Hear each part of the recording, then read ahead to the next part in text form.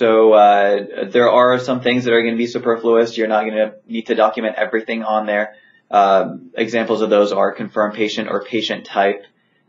Technically, all patients in the ER are new patients, even if they've been there before. So you can leave those blank or document them accordingly. But again, there are a lot of things in Meditech that are going to be just too many sub-menus or too many sections to document that aren't necessarily required. So keep an eye out for those, especially in this area. So service date versus greet time. So those are the two that are going to be that are going to have times in the HPI. So service date is automatically populated from when we open the chart. So it says 11 o'clock and we opened it about a minute ago. And that's the time that goes on there. That doesn't really need to be changed. That won't get exported to dashboard. And that's not a time that will stop the clock or anything like that.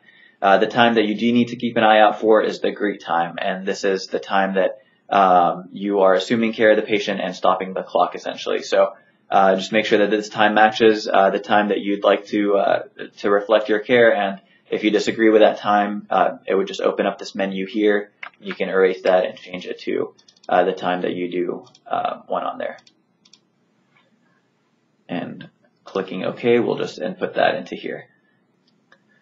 Every section will have the unable to obtain due to whatever. If you can't obtain full information on the HPI or risk factors, ROS, past medical history, physical exam, these will always have these boxes that you can select whatever the reason is.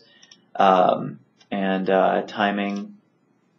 So I'm going to leave one of these asterisks blank to show what it would show like if you do not complete the full chart and you try to sign it without one of these asterisks answered. A lot of these templates are pretty much the same for HPI towards the top, and then they get a little more relevant to the template towards the bottom. So associated symptoms for chest pain are going to be different than associated symptoms for abdominal pain or back pain or headache. So you can get more familiar with the charts as you use them. And then additional HPI notes at the very bottom of every template will have a text box that you can just type in as much as you want for those that want to put in more narratives into their HPI notes versus all the clicks or the options that you have up here. All right. Yeah, I was just going to add a couple things kind of just from the documentation standpoint. And again, this is the caveat that I'll add throughout the entire kind of presentation of the documentation aspect of things is, you know, all of these things that you're documenting, we're going to assume that you obviously did. We're not trying to just click extra boxes for the sake of clicking extra boxes and increase our level of our visit. If you've done the work, we want to get credit for it. So we're going to highlight just a couple of these from the documentation standpoint. Everybody always wants to know, well, do I really need to click every single one of these 30 boxes that are here? And the reality is no. You know, for the HPI, actually, you truly only need 4 elements to meet the documentation standard for a level 5 chart. And actually, if you look at most of the asterisk spaces, if you fill those in alone, you will probably meet that criteria. Now, that doesn't mean to say we do the least amount of work possible. We just need to do what's important. So again, you know, you're always going to follow your chief complaint, location, radiation of pain, associated symptoms are things you have to, you know, put in to even be able to lock your chart. Normally, we want severity at onset, severity current, quality of the pain. And so we just want to make sure we're doing that. Nasser hit on making sure that we are aware of the concept of the text box at the bottom.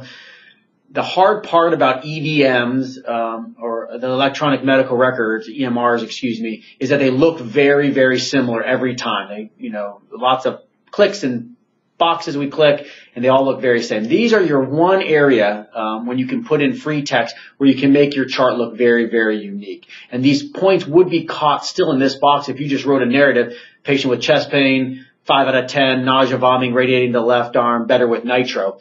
Again, that same information you could probably click through here, but putting in there again puts in your own kind of thought process and what you're focusing on for that patient. So anytime you can, I highly recommend you put some information in this additional HPI that's kind of your own free text thought. The other thing that Nasser touched on was this unable to obtain button. This will be found on every,